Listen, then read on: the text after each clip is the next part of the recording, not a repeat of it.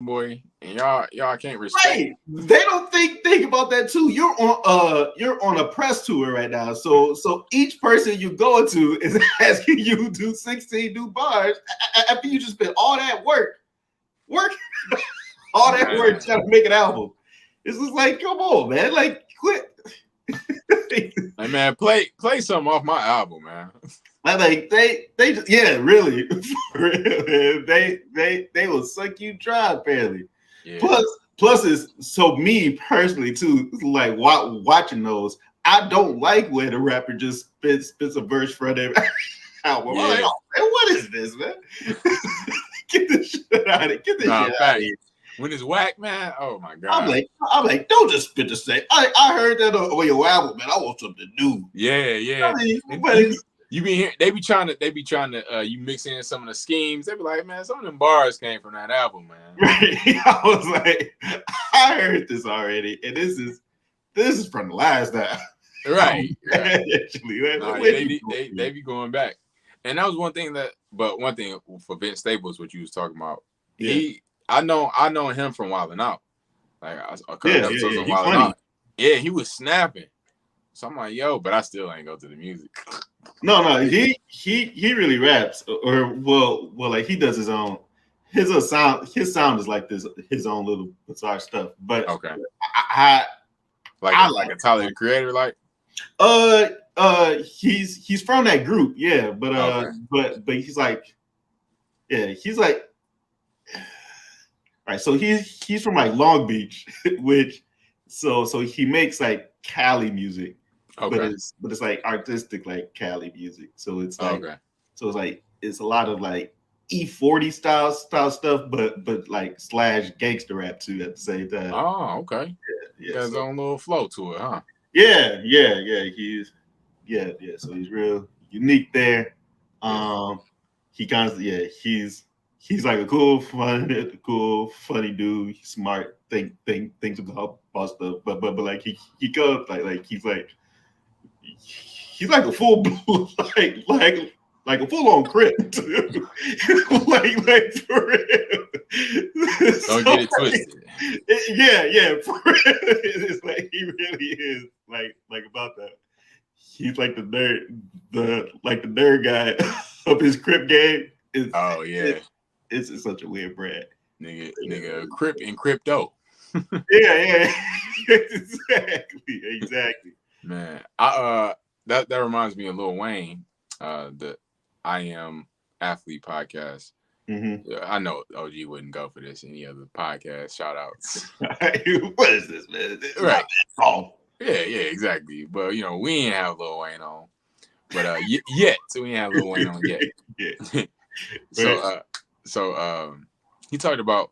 He said he'll work on the song. He'll work on the same line for 2 weeks. Mm-hmm. I'm like, what? He said because he said so much he don't want to repeat.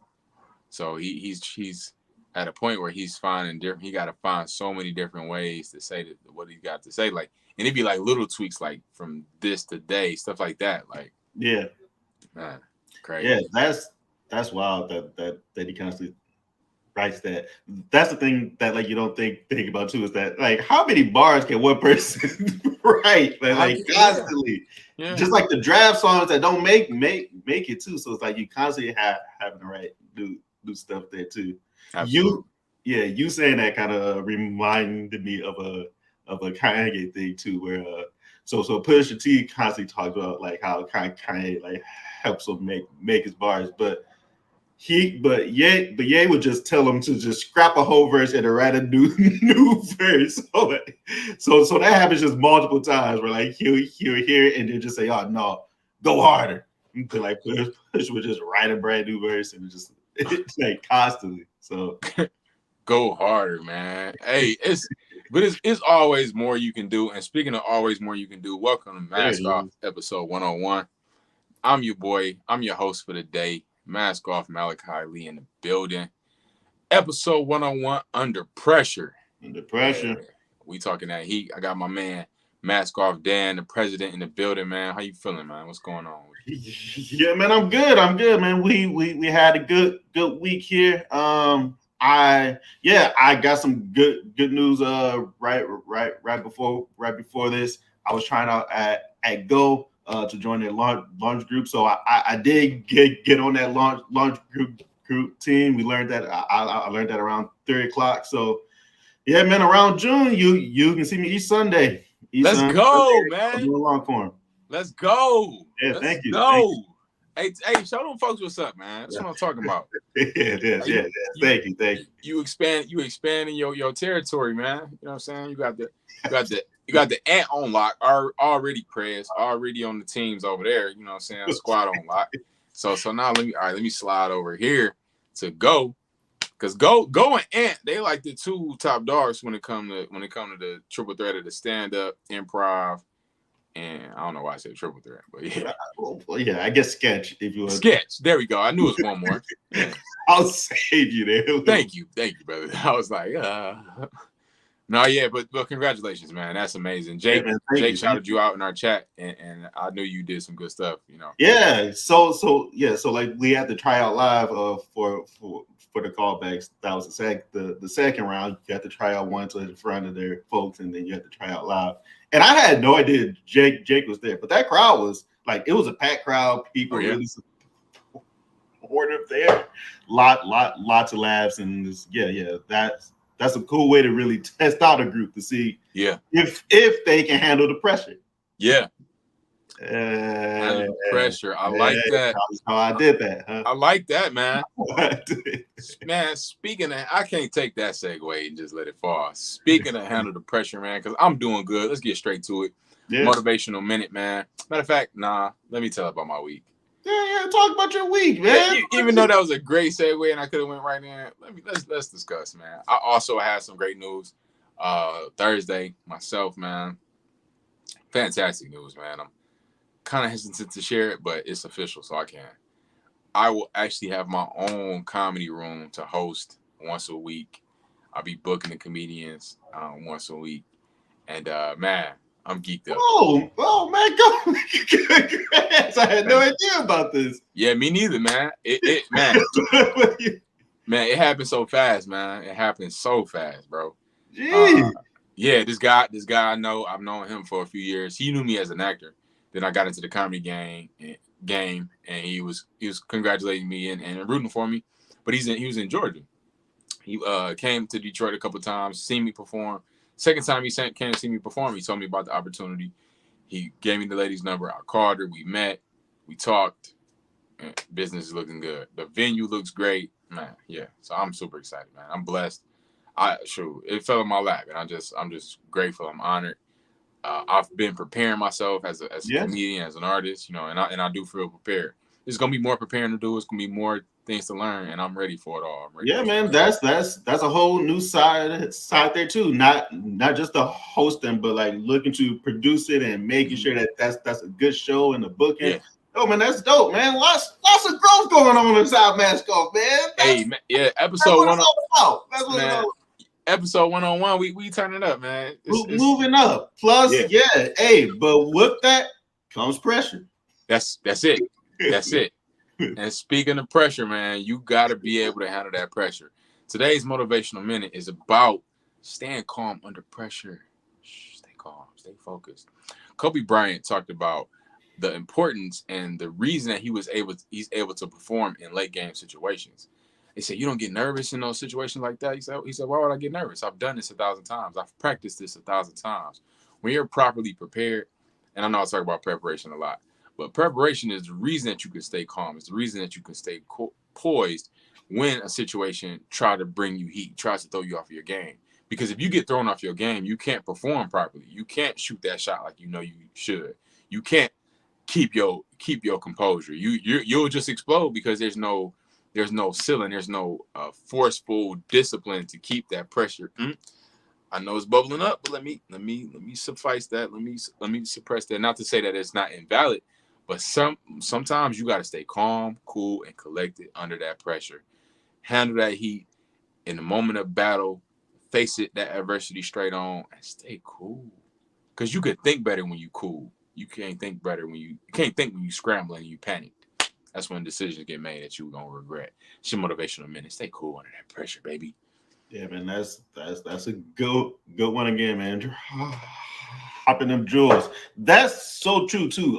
Not with prepping beforehand to like knowing as much as you can, but doing the reps too, just like doing the work, like you talked about. Right before this, we talked about inside the pre-show, just constantly doing those reps.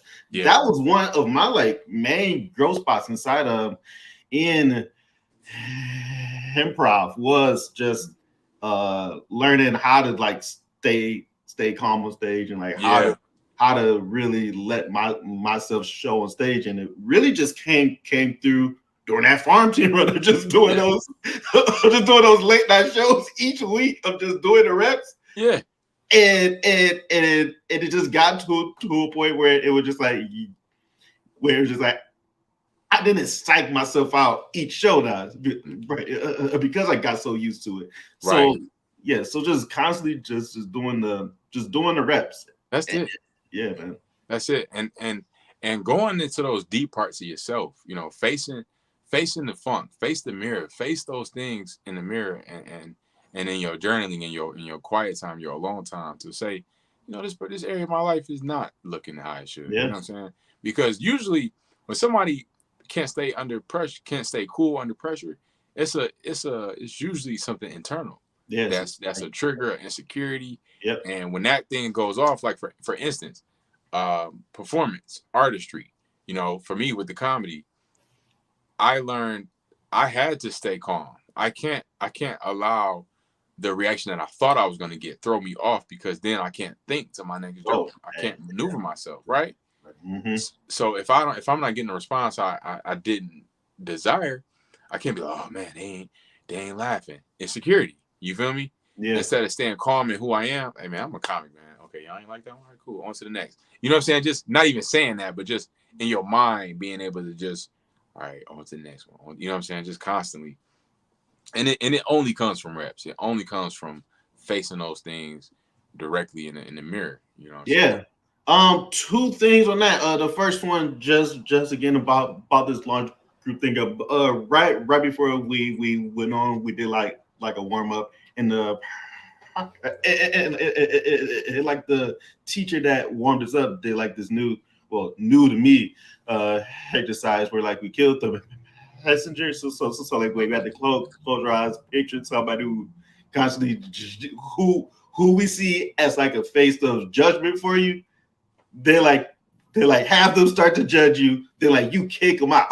so it's like taking that doubt away from yourself, like right before the show starts, and end up making that stand there. But yeah. But then outside of that too, I don't forgot my second point there. But yeah, man. But that's real shit, man. Yeah. Thank you, man. And speaking of that real, man, we're gonna hit these comments real quick. Okay, we got comments already. We do? Sweet. Oh, you? We don't. I don't see none. I'm sorry. We're not gonna hit the comments real quick. Well, we did hit the comments real quick, and we're gonna keep the show. Oh, Von Wink. He said, "Fortune favors the prepared mind." My man. Absolutely. Great quote, Von Wink. Yeah, great quote. Where's my team Von Wink sign? There you go. Team Von Wink in the building, man. Good beautiful feedback, Von Wink. Yeah, it's good. It's been a little minute, man. It's been a little minute. So today's group discussion, man, we're gonna talk about staying calm under pressure, as we've been talking. And this, we all know this came around the slap heard across the world. Yeah. So it was really we just looking at it from a standpoint of being able to stay calm, being able to take that heat, take that adversity, take a joke, you know what I'm saying, take an insult, and not reacting that way to where it throws you off, you know what I'm saying. So I want to talk about like situations that we've dealt with, like me and you, Dan, where we've felt some heat, felt some pressure, whether it be in the arts, whether it be in a relationship, whether it be among a family member, even a job sometimes, you know what I'm saying? Sometimes, yeah, in business, it's a lot of situations that you could feel a certain pressure and and found it difficult to restrain yourself, either from reacting emotionally, reacting violently, reacting physically, or not speaking up for yourself. Even, you know what I'm saying? You had some moments like that. Both ways. Yeah, man. I at first I wasn't thinking of something, but then you talked about your job, and I was like, oh yeah, that's why I was like, let me hit all scopes on him, so he can't hide from me. I got a lot of triggers there. Yeah, man. My first go like real job post school. There was a lot of there was a lot of growth. There was a lot of growth there. Looking back, it was really toxic. That's a sad story. Yeah, man. But you just constantly having to deal with coworkers. Some of them may not want you around, or they feel or they feel threatened by you. So like they're just constantly finding ways to try to knock you off of what you're doing.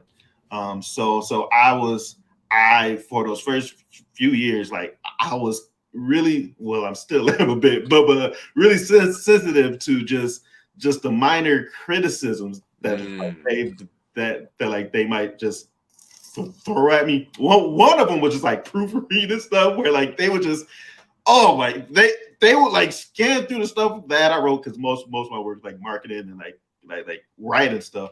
Yeah. They will scan through and just find the tiniest typos and send it to my boss. It will be having me heated. So then, like, I was first just starting to stress about it, constantly looking over my work 2, 3, 4, 5 times to just, yo, man, let me make sure this is right. Let me make sure this is right. And then I was doing that. Had to talk to my folks about it, but they're like, yeah, their big thing is like, don't let people see that they're trying, that what they're doing is working, like what they're doing is working. Like, don't give them that. So I was constantly just still being friendly, still being helpful there. And to for those first few years, that was me trying to stay calm there and learn how to really not take it as personal, and then find ways to work on it. Because they had a point where I was like, yeah, all right, when like you're in charge of the writing of the stuff, like you gotta have it through. So like they were writing substance, but so there was growth there of not constantly trying to stress about it, still finding ways to grow and to take it to take their criticisms and like find ways that they're right about it, but not taking it too personal that I start to lash out about them or just completely break down. Right. Really good, man. Really good, Dan. I love that, man. That sparked some ideas in my head. I had a few situations that came to mind. One particularly, both of them are in comedy, and I'll say both of them. So one was this fellow comic. He's new in the game. I'm new as well. I'm 6 months, 7 months new. He's a little more new though. Like he actually, he was inspired by me to get into it, or I was one of his inspirations. You know, right. I can't take all the credit. And so he probably I was his idol. I ain't gonna say that, you know. But he been in it for like a couple months. So this was actually a month ago that this incident happened. We were at a particular spot for open mic, and I hit this open mic pretty often. I like the challenge that this venue brings. So we there. He gets on the mic that day, and he says a particular phrase that didn't strike me right. I know it didn't strike the crowd right, and I know it doesn't strike comedians right, which was, I'm not even a comedian. You know what I'm saying? He said that on stage. You know what I'm saying? So I was like, man. So after the show, you know, we kicking it, we chilling back. So I was like, man, don't tell the people you're not a comedian, man. Like, and he like real quick was like, hey man, let me tell you something, and got my attention and then my man's attention, and was like, hey, don't y'all ever tell me what to do. You know what I'm saying? He was like, I'm yeah, exactly, Dan. That's what I said. So I was like, it was like I remember that feeling of that choice to either go there or boom, hold back. And I held back. And I was like, because I'm not a violent type. Oh yeah. Yeah. I ain't think nothing violent at all. But I was gonna when I say go there, I mean just cut it off to where we don't even have a conversation. You know what I'm saying? So I was like, let me hear him out. I heard him out. I said, well, look, man, I apologize. It wasn't my place to say that. He was like, no, you can say what you say. I was like, no, it wasn't received. So I apologize. You know what I'm saying? You do what you do. You feel me? So he's like, bigger man than me. Like, yeah. So I chilled out, and it felt better to give him whatever he needed in that moment, and not go there with him. You know, just hold that restraint, stay cool. Everything ain't worth that sweat. You know what I'm saying? Yeah, that's true. And because when somebody get you off your square, that's control. You know what I'm saying? If all I gotta do is say something to you and you thrown off, I got some control over you. Yeah, that's true. You gotta stay poised in that pocket, man. Good point, man. What was that second one? The second one, what was the second one? I know it was comedy as well. It might have been time I was bombing, maybe. And it might have been one of those. I can't. But just on what you were saying, me being checked is a pet peeve of mine. That's what it was. Because folks be thinking that I'm sweet. Man, there you go, Dan. There you go. I'm not. Yeah, go ahead. Ahead. So taking direction in my acting career. Oh, direct. Oh, okay. Go ahead. Because that's along the same lines of what you talking about as far as like receiving critique and direction. So I remember I've been always dealing with this, and I had to really come to terms with how much I dealt with it. Like, dang, do I really have a problem with authority? Like, you know what I'm saying? Like, I just feel like I should already have had it. You know what I'm saying? You shouldn't have nothing to tell me because I'm coming in this boy on point. You know what I'm saying? I did my preparation. I did my work. Yeah. Why are you telling me something, man? Come on, man. So I had to learn. So the restraint for me came from, one, keeping my heart and ears open to being able to receive, and two, not allowing my mind to go there where I feel that arrogance or that pride to where I'm like, man, why they talking to me? There you go. That was so. Within all of that, there was a time I performed, and I didn't do so well. But I was on this run of doing well, and I didn't do so well at this particular venue. So it was a comedian there. I didn't know him as a comedian. I knew him as an Instagram star. So I'm like, man, this guy, you know, I ain't starstruck. I'm like, okay, that's my man. You feel me? So, but after I got off and after the night, my man came up to me. He was like, man, can I give you some advice? I was like, yeah. He's like, man, you gotta slow down. I was going fast. And I know if I'm going fast, I was nervous. So I ain't even realize it. So he gave me advice. And part of me is like, man, you ain't even a stand-up comedian, man. Like, this is what I'm saying in my head. Like, bro. Yeah, exactly. Exactly. I'll take my whips from learning myself, but you don't even do this. You ain't got nothing for me. So it's like as soon as I thought that, he pulled out his phone. He's like, yeah, man. You know, we be doing these shows. So he showed me these on his highlights of his stories. He got these shows that he been doing out of town where he been selling out and stuff.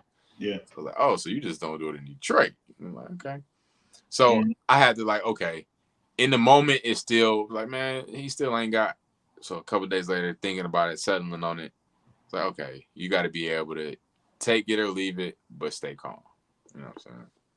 Yeah, man. Oh, man, you brought that up. That brought up two for me too. The first one, just on that same point. I've talked about it here before, but just like taking advice from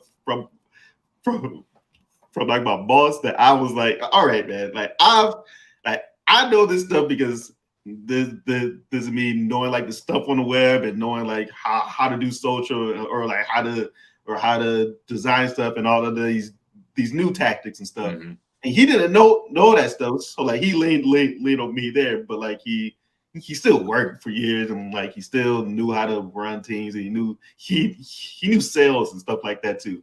But I wasn't hearing it because I'm like, yo, I'm teaching you how to happen. So like when he gave me advice, it took every ounce of my body to not just go like, Will, why am I listening to you? Like I don't need a supervisor here. I don't know why you above me. That's that restraint we talking about. No, but that took the time because there was a time Yeah, because they're those are times I clap back. But looking back at them now, man, those are some good mentors because they were really patient with me. Right. It's like who do we think we are to feel like we have it all figured out where we can't listen to nobody? Like, they were really patient because I was clapping, like I was clapping back, and when I clap back, it gets really sarcastic and just nasty. Yo, that's so funny, man. Like, oh man, but that's the beauty of growth, man. Yeah, man. But then the second one to start the transition here. I did start learning that there are times where you do got to stand up. So like that was my next phase of like that. Like you shouldn't let people say something that just lose it where you lose your control. But that next step is once you know how to control it, there are times to use that as like a tool too. So like there are times where you should start to really adamantly speak up for yourself. It's not a passionate tone, but it's still controlled. And like sometimes that's what you need to get what you want across for that. So right. Just again, like there are times where like you are working with people who like to bulldoze the team, or they like to lead a team and stuff like that. Where somebody needs to speak up and fight back, right? And learning how to control it and learning how to funnel that into the right way. That's a very powerful tool to have in your tool belt. Absolutely, because it's going to give you some type of energy, and what you do with that energy is on you. Yeah, and I love it, man. And one more point is a good opportunity for growth, and that type of stuff builds character. When you feel those high pressure, heated moments, those are bringing you the most growth. You know what I'm saying? Whether you do explode and you shouldn't have, you learn from those pressure moments. Yeah, you do too. Yeah, that's true. What can cause a person to lose control, to snap, or to go off? Like, what are some of those things that triggered you to really, all right, I'm about to say something, like where you did snap? And I think we had this thing where people have fight or flight, but I think there's also that middle ground where you fight, you fly, you skate, you get up out of there, or you freeze where you don't do nothing, you just deer in headlights. So what causes those reactions, you think, in people? Yeah. That fight, flight, freeze is a real thing there too. Plus, well, all right. So one, there's like the nature stuff of just like like you feeling like this feels like a life or death thing. Sometimes that's like a real thing. Like right, you feel that danger. This is a live thing, and this is how it starts.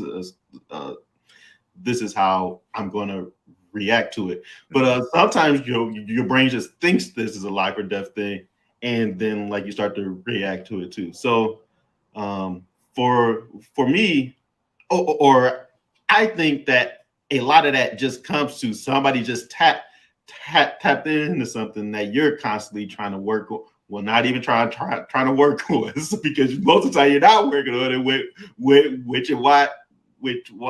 that's why it does make you turn on that switch. But like something deep down in your psyche there that you don't want to really think about, and something somebody says kind of snaps into it, and that just lets off something inside your brain where that fight, flight, or freeze starts to poke in there too. So yeah, like we both said, when somebody tries to come in with the critique like that just switches that just switches me up. But it for me, I've worked on it. It's when I know that the critique is of malicious intent. Okay. It's like I'm like, yo, you not even. You're just trying to find anything now. That's when it really gets me. It's an ulterior motive at that point. Yeah. But now the fact that I've seen that, and I've saw it, and I've constantly seen it, so I've worked on it to the point where like that's not like a huge thing, but that was one of my main trigger points there. How about you? What would you say in those situations if you had to pick between the three? What would be your first response most of the time? It will mix. So it will. So my first phase would be a sort of flight, but it will just be like I will like shut down and just not. Okay. Just kind of that's flight. I would say flight. Yeah, flight. So it might be a little freeze though. Yeah, that could be freeze. No, yeah. Well, there's a freeze example too that I have, but like most of the times, so like let's just count that as flight. Where I would just be like, yeah, okay, and I would just shut off my brain from what they're talking about until they're done, and then just go, yeah, okay, cool. Right. It was there one year and out the other, and I wasn't trying to hear it. Yeah, you left mentally. Yeah, I know. Yeah, but then so like it, but if they kept poking during that time, where like that flight would just go into a fight where that's just enough there. Till they start to talk too much, I'm like, yo, you still talking about this? And you still talking about this? Then it will turn to a fight there.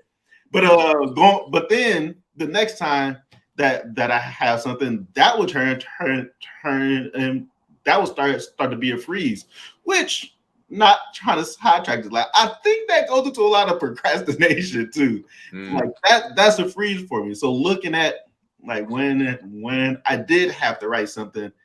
And like I did have a deadline date to get it, I will start to freeze on it because I'm afraid of these proofing things that I need to work. Wow. So let me not do it instead of take it. Yeah. So like that would really freeze that like so then I'll have this long to-do list now backed up. Days backed up because you procrastinated on Monday. Like which was from a freeze because of what somebody said maybe months ago. So yeah, that's beautiful. That's good, man. I think I would say I'm more so. I do a mixture as well. I'm very like when there's danger around, I'm real calm. I could be calm, but I'm very observant. So I freeze in a way so I can analyze what to do. You feel me? So I'm like, oh snap, okay. And then like once my brain calculate, okay, that's the way out. Like we're gonna slide out this way. We're gonna make a move. Nobody really gets me off my square for real. Like I don't really get mad. Like you know what I'm saying. So the fight instance don't really be now unless I feel like okay, I need to speak up. Then boy, hey, you know we're not doing that, right? Like you know whatever it is. But yeah, I would say I'm more so a freeze and fight, freeze and fight. You know, I'll stop, but then I'll take action and see where I need to go. Absolutely. But when it comes to procrastination, man, I've been dealing with that so heavy lately, man. Just seeing why I do it, you know what I'm saying? And it really be you don't want to face the details of whatever task is at hand. You know what I'm saying? There's intricate details that you got to go through. But that's a part of the game. So you can't. Yeah, man. Just a quickly trying to tie that back into the Will Smith stuff because we haven't talked about it a bit. Yeah, that was a quick fight or freeze type of thing where it's something it's inside the back of his psyche. Maybe when he heard the joke, or maybe when he saw his wife's face, something kind of just was switch off there, and Me personally just feel like he had no idea what he was going to do when he got up there, but he just kind of just naturally would just started to walk up there, and that was just what came out. So yeah, that's a very smack this nigga. right. Keep my wife's name. Yeah, man, I agree. Very fight, flight, or freeze right there. It was a mixture of it all.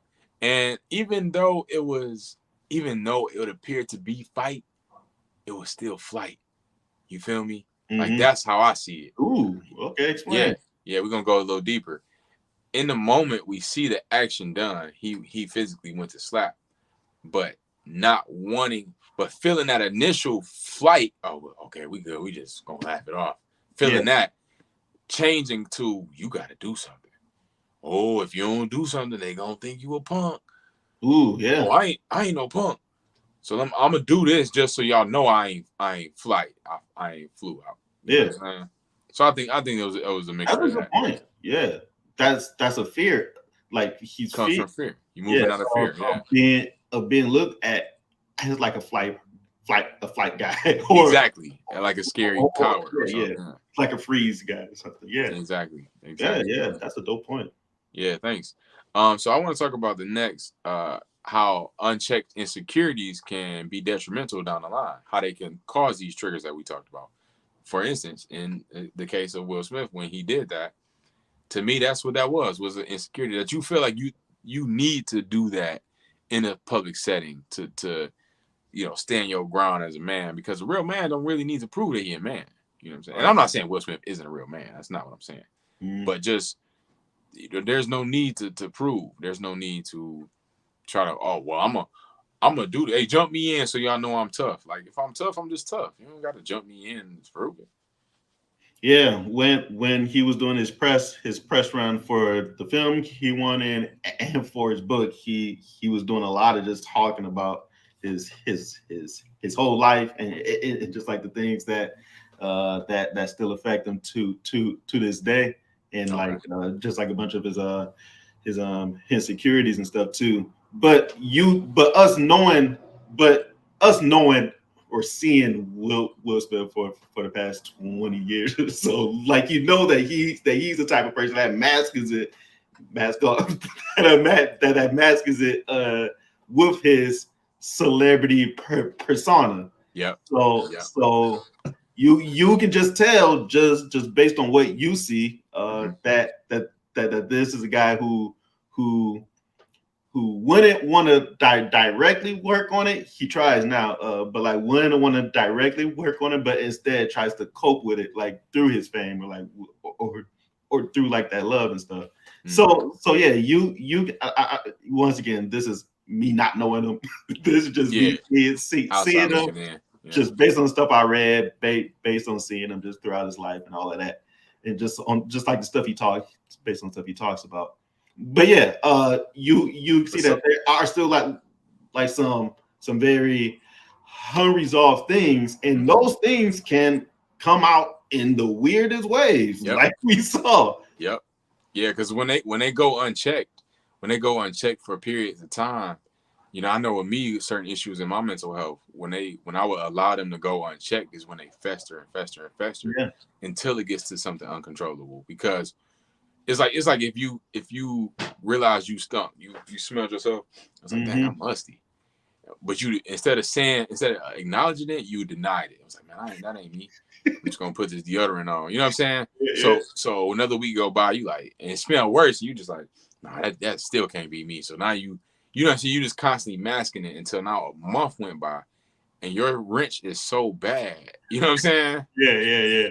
So it's a funny analogy, but that's how insecurities, downfalls, triggers are in your life.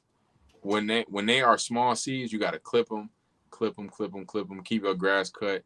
If you cut the grass once a week, it's gonna be better to maintain. If you only cut it twice in the whole summer, you're gonna be working super hard. On that one time you do cut it, you're gonna be cutting for 2 days straight. Just so get to the root cause of those things, face them head on to be able to heal from them. You know what I'm saying? Get the proper therapy, be honest with it, so that you can get to the root cause and not have a pressure situation come about where you can't, you know what I'm saying? Right, yeah. Plus it's like when you're inside a time where you're feeling like really high or low, that stuff can come out too. Like that was a very high peak point for Will, because that was the first time he was about to win like the best the big award there. So like he gets that rush, he gets the pressure there, he's sitting front row there. They've been talking about him the whole show, but yeah. So like when you're at your highs too, like that still starts to show too. Which is what Denzel said. Yeah, exactly. What do you think? What's your definition of a coward? I mean, going on this is a person who's afraid to confront themselves. Yeah, man. I just thought about that one now. But yeah, it's most of the time you think it's somebody who, when somebody comes to confront them, they got a fear of trying to confront that person that came to them. But like we said, like that whole restraint thing, or just confronting yourself about your stuff, because that can go both ways there too. How about yourself? Man, I'm gonna leave it on that note, man. Really? No. Yeah, that was a great answer, bro. Yeah, man. That was a great answer. Because everything resolves within. Everything resolves from within. Because if I'm whole within myself, I'm not gonna feel insecure or bothered or feel, you know what I'm saying? Mm-hmm. I'm secure myself. Like me, that's why I'm comfortable with avoiding confrontation. I don't care that you think I'm soft. I'd rather avoid confrontation. That's me. Now, if you come just straight, you swinging on me, you came with the physical. Okay, I'm a defender. I will fight on that tip. But if you're gonna try to pop off at the mouth, I'm not gonna go there. I'm not gonna rap with you. I'm not gonna shout with you just because, you know what I'm saying? Because I'm calm within myself. So that's what it is. You gotta face yourself. And when you can't, like when somebody got to get physical, that it's been so much energy pent up in them that I need me a nigga to, you know what I'm saying? Yeah. You was already off yourself. Yeah.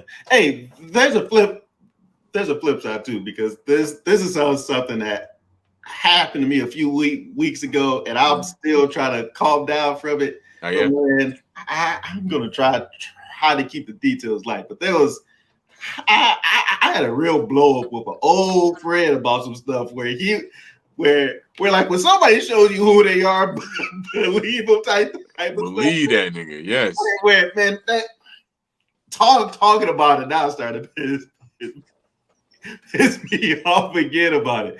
But we out, man. Let me try to scissor this story. But we out. He brings his friend with our group. We just out like don't tell Toad, but like in Greek town. Greek town. He brings his friend out, this girl that like he's cool with, but just like friend. He's just like friends with her, a long time friend with him, but like she's like she's wilding out. Okay. So then she's like constantly trying like get into fights and stuff, and so like towards the end, she started talking shit with some girl there, and my friend who brought this friend out, who claims this is an old friend from before he knew me, and like he knew me since high school, just let it play out. And I'm sitting there like, yo, so like I had to walk in, like pull the girl away. So like, cool. I was like, yeah, okay, bro. They walk out onto the street. I go to the bathroom. I come out the bathroom. The girl inside a World Star fight circle with like a cut in her eye. And this dude and he's right there, like outside the circle, like, come on. Then I look at like, yo, what the fuck are you doing? Just get her out of here. Like, you don't gotta fight the girl yourself, just break it up. So like, so now I'm walking in and having to pull her out. And then like he just had you can just really tell the character of a person. Yeah, when funk hit the fan, yeah. I'm like, so you was gonna let her fight the whole time? Like you wasn't gonna break this up? You weren't gonna do nothing, huh? Right, yeah. So then you like, hey man, I got a rep to protect. Like, then don't bring her out. Sorry, if she that bad, keep her at the crib, man. I'm like, what is this? So then I just had to say, I like, yo, man, that was some bitch ass shit you just did. So bad. I'm like, yo, it's like not even about trying to fight the group there, but just de-escalate what's happening. Like, what is this? So like that, I don't even know how to tie it back in, but that's been on my mind for but just sucker MC, sucker coward it's like, yeah, like that is, yeah, like that's that fight, flight, or freeze there too, which is that's fight. Fight doesn't mean you literally have to fight the people in front of you, but it's you have to act on something. Get to a resolve. Yeah. Hey, whoa, don't be doing that. Yeah. Like, so like to freeze right there, just started to show me something. I'm like, yo, man, like I've been hanging out with you, and you would do me like this. Right, he just watching it go down. Like, damn. I'm like, now I gotta watch myself. Right. I'm like, how can I even trust you anymore? Somebody got your back, man. Exactly, man. So yeah, that you can really start to see it in like stuff like that, or just like how people handle. Yeah, so tying it back, how people handle being inside of pressure, like a situation like that, and seeing it and just seeing how they respond to it really shows a lot about somebody too. Yep. And like they say, pressure busts pipes. So they do, yeah. You see what somebody made of when they put that pressure to you. Let's hit the comments though. That was a great group discussion, man. Great conversation. Fortune favors. Oh, okay. More from the Planet Ant chant from Von Wink. More like the slap echoed around the world. Some of the people. Right, Von Wink. Some of the people I heard react to the incident, I probably never would have heard otherwise. Oh wow. Some people are like Ramona Fish when it comes to controversy. I don't know what a Ramona Fish is. I don't know either. But yeah, but there has been a lot of takes on the whole thing. Everybody has that whole thing's been weird. Yeah. The whole thing's been weird to me. But yeah. Yeah. Von Wink said Instagram star. Wow. Yeah, exactly, Von Wink. That's what I said. I was like, yeah, keep it moving, pal. Fall on your face enough times and eventually you will grow out of it. Part of acquiring wisdom is realizing that there are things you don't know. Whoa. Mm-hmm. Yeah. Von Wink, my man. That's good. That's gold right there. That has been my process as well, is knowing that I don't know. Like being okay that I didn't know it. Like I'm going through the process to learn it. So if I come across something, I'm like, nah, this is what you were supposed to do. It's to learn. That humbling process of knowing that you don't know stuff and trying to really humble yourself to get there, that's a whole like you really gotta tear yourself down for like a year. then you gotta build yourself back up because you can't just stay down there too. Right, man. Right. Crazy. Did Dan ask any questions? Did Dan ask any of these people who were finding his mistakes why they didn't alert him to his errors rather than sending them to his boss? That's a good point.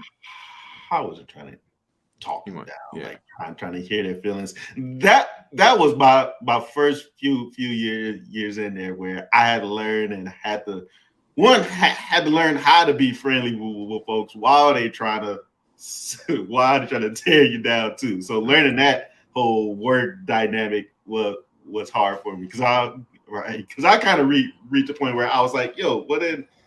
Like, don't talk to me. I don't fuck with you. Back up, yeah. Right, yeah. Like we not gonna just chat at lunch now. Like, I don't like you now. Right. But I had to learn how to put on that fake smile and play that game. But play the game sometimes, yeah. More like 30 years. The Fresh Prince of Bel-Air was from the early 90s. This was talking about we still seeing Will Smith the last 20 years. That's true. That's 30 years, yeah. If you came in separate cars, why didn't you just leave? What, me? Mm-hmm. I was about to. I because you couldn't just flight. That's why. Yeah, man. Yeah. That was it. Hey, man, I'm too loyal about me, man. I'm just too loyal to a fault. Which, looking back, that was what I was most upset. With yourself. You'd be like, tip of my own. With myself, the fact that I was just, I'm like, man, I've been too loyal to these people, bro. You the prez out here too, man. You gotta think about that, man. You the prez, man. I was like, what? I was like, what are they doing? Yeah, man. It's crazy. Last one from Ron Wink. If the women started the fight, how is your friend's responsibility to pull her out of the mess she got herself? You starting to sound like him now, Ron Wink. Don't get me started. So what we supposed to do? Just let her get jumped? Yeah. Just Von Wink said, let her handle her battles, man. Yeah, you starting to sound like him now. Yeah, my point was, all right, if you like that is fine too. Don't bring people that you know are crazy. Yeah, basically. So like, man, prevention beforehand. So like, you can't have it both ways. Where like you can make these wild decisions the whole time, but then you don't want to live with the consequences of them. Right. Come on now. So you have to choose one. Now, if you don't want to do that, you know that you can just hang out with me. I'm like a pretty safe friend to hang out with because you know I'm not going to do anything like no nonsense. Like but don't bring out wild cards with you. Yeah. You knew she was a wild card because you said it. She's like, yeah, man, she gets the fights all the time. Then don't respond to the text. Like, right, you gonna bring her around, hang around the president, you know. All right. Man, but let's keep it moving, man. That was a dope group discussion, dope comments, man. Let's get the gem of the week, man, so we can get up out of here. Yeah, man. Gem of the week is the Will Smith book, man. So like I was saying, Will Smith wrote a press book out there. Well, he wrote a book about his life that he had felt like a long press run on. Like he did a press run on this book for the whole 2020. For the whole 2021, it felt like. But yeah, he just talked about his life from his childhood. He talked about his parenting. He talked about his dad or his stepdad just inside that household, and like how he was afraid to confront them just on like the way that they treated his mom and him. And like those type of things just constantly wore on him, and like that led to like his psyche and stuff. He talked about just moving up in Hollywood as well, and just trying to become the largest or the best superstar in the world. So yeah, he talked a lot about his life there. He really went into his own psyche, which is a great thing. Like you said, that's his new phase of trying to confront those things from his past. So that's great there. Oh man, we were just about to wrap. Oh, y'all was. I'm sure y'all was. Man, it is me, conspiracy brother, bro. It's nice to see you. Oh, is it? Is it? Yeah, it's nice, man. How you been? I've been excellent. There it is. All right. All right, you. Okay. Man, look. Look. Enough of the nonsense, all right? I keep talking my lighter out, but don't worry about that. Come on, man. Pay your bill. Conspiracy. Man, look. I'm going to get straight to the point here. Me, conspiracy. I had to do my duty and my due diligence. And I had to go down to LA and have a word with these brothers about this fiasco debacle in Sacamo that went down at the Oscars. Now, as we all know, we know what happened. But me, the conspiracy, I had to console my brothers. Because when somebody do something, they steal your brother, man. Brother, man. So I got Chris Rock and Will Smith in the same meeting to discuss their different sides. You did? Oh, yes, I did, brother. It wasn't in the media, because the mainstream media wants to plan a scheme of tearing the black man down, because that's all the whole ploy was. They conspired a way to manipulate the mind of Will Smith to get triggered to order to slap this black man across the face on live television so he wouldn't be able to see his vision.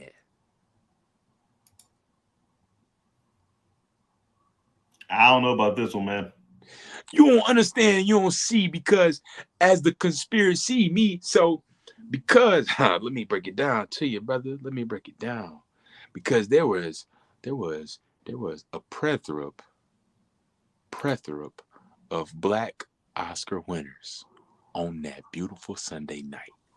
But it was all misconstrued with the slap, man. You ain't know, I bet you didn't know Lovely Quest got a Grammy. Questlove, yeah. Yeah, he got an Oscar. An Oscar for a project that he did. But you ain't talk about that, did y'all? No. I mean, that was the one that Chris Rock was there to present, but go up. But y'all didn't talk about it because of the slap. That's what I'm trying to tell you. All right, fine. And it was more black winners that was misconstrued because of the slap. Steph Curry, NBA All-Star, 6-time. How many championships he got? 1, 2, 3, 4, 5-time champion. Best 3-point shooter in the history of the NBA. Steph Curry. Okay, you don't need to explain who he is. Oh, okay. All right. Well, I just figured out who the brother was. But I did know that he won an Oscar. But it was all taken away by the slap. Because it was all a scheme. It was a ploy. It was a plot to destroy Chris Rock, destroy Will Smith, take the attention away from the black winners. And another thing, y'all had episode 100 and didn't invite the conspiracy. You ain't show a clip, a snippet, a dip it, a trip it, a tie knot, a nothing. I can't believe y'all. Listen, man, we forgot about you. We started to prep the show. We made clips, and somehow you got lost in the shuffle, dude. I'm sorry. I know you were our first guest, and you weren't. Oh, all right, calm down, calm down. See, this is that whole flight thing we were just talking about, man. This is the trick, huh? I'm all fight. Okay, all right. You don't need to be a big tough guy, conspiracy brother. I'm sorry. I'm apologizing. Oh, really? Oh, okay, all right, fine. Okay, I'm not sure. He got into his feelings. I don't know what happened there, but yeah, we forgot about him last week. So I'm glad he showed up, and apparently he couldn't show up last week because he was helping out Will Smith and Chris Rock, which I don't really believe him, but I guess I'm gonna have to take his word for him. Yes, now it's just me on here because I think I'm just gonna wrap it up then. All right, Mask Off episode 101. Final shout outs here. Let me. Are there any shameless plugs? Man, of course, Malachi comes back for shameless plugs. Oh man, hey, sure. I was in the bathroom, but I heard shameless plugs. I was like, hey, you know that's me. What I got going? Today is 8th. Thursday, the 13th, we got the One Mic Thursday show. My mind's drawing a blank. May 1st, ear-to-ear premiere. That's the day after my birthday. 2 shows in Grand Rapids on the 30th. That's the day after my birthday. Sorry. The 2 days after my birthday is the ear premiere, May 1st. Thursday, the 28th, will be my birthday celebration at the One Mic Comedy Show. So if you want to come celebrate your boy, celebrate my birthday, pull up on your mans. Absolutely. And then Thursday the 14th, that's what I have on the 14th. I'm at Zell's Corner, 420 friendly spot. So any smokers want to come through, kick it with your boy while I rock the mic, pull up on your mans. Booked and busy. Yes, Busy. Like so I'm not performing this Saturday, but for the next 2 Saturdays from there, I'm at Go doing their showdown. So those are like the short form games that they got there. And then like I said, right at the top of the show, those long form sets with that launch group starts in June on Sunday at 7. So dope, man. I would love to catch some of that, man. All right, man. And Saturday too, me, Uncle Smooth, Nico Hall, we're gonna be at this place in Southfield, man. I got tickets on deck, so hit us up for that too. Absolutely. Watch them on the ground. Yeah, but that's it for us. Yep. Take it out of here. This has been episode Mask Off 101 Under Pressure.